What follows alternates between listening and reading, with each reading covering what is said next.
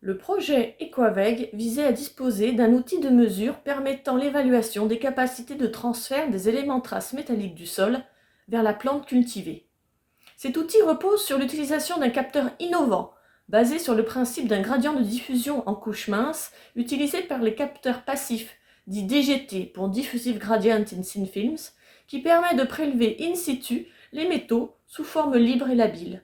Mais cette fois, c'est avec une conception différente. Au lieu d'un gel en couche mince, le capteur appelé DMG est conçu à partir de mini-gels diffusifs synthétisés par un procédé mini-fluidique et incorporant des nanoparticules chélatantes, donnant accès à la concentration des éléments traces métalliques biodisponibles pour les plantes. L'innovation réside particulièrement dans l'augmentation de la sensibilité du fait de l'augmentation de la surface d'exposition et un prélèvement dans les 3 dimensions, mimant davantage la racine. Le capteur a été conçu, testé et étalonné en milieu contrôlé, puis testé en conditions de plein champ.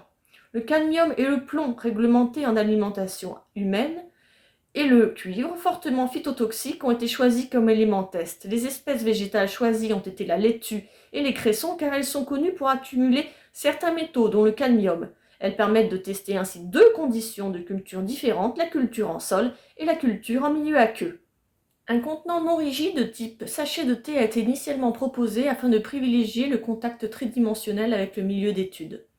Au cours des expérimentations en conditions contrôlées, le capteur DMG, tel qu'il était agencé, s'est révélé malheureusement être inadapté. En effet, certaines particules du sol sont venues se piéger dans le gel des DMG. Ensuite, la tenue mécanique des capteurs DMG s'est révélée aussi être insuffisante au regard des contraintes d'une implémentation dans un sol. Les conditions d'utilisation du capteur ont alors été totalement revues, en conditions contrôlées, à partir de solutions de sol générées selon un protocole établi, développé et évalué spécifiquement pour ce projet. Ne pouvant être comparés directement sur les sols, les capteurs DMG ont été utilisés sur des solutions d'extraction de sol et ensuite comparés d'une part avec les capteurs DGT et avec la concentration d'autre part dans les laitues. Il apparaît clairement une relation pour le cuivre, mais fortement influencée par 2 points extrêmes. Il est donc nécessaire de valider cette relation vers un panel plus important de sols. Pour le cadmium et le plomb, aucune relation significative ne se dégage.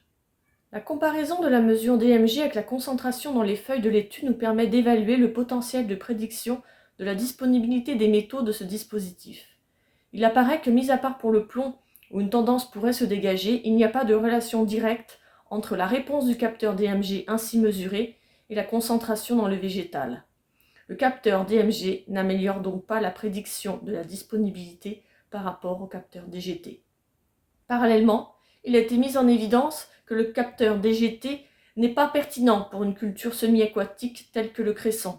En revanche, utilisé en laboratoire en conditions contrôlées sur sol humide, il permet de prédire la concentration accumulée dans des feuilles de laitue cultivées sur des sols n'ayant pas reçu de fertilisation minérale. Ce dispositif DGT est donc tout à fait pertinent pour l'agriculture biologique.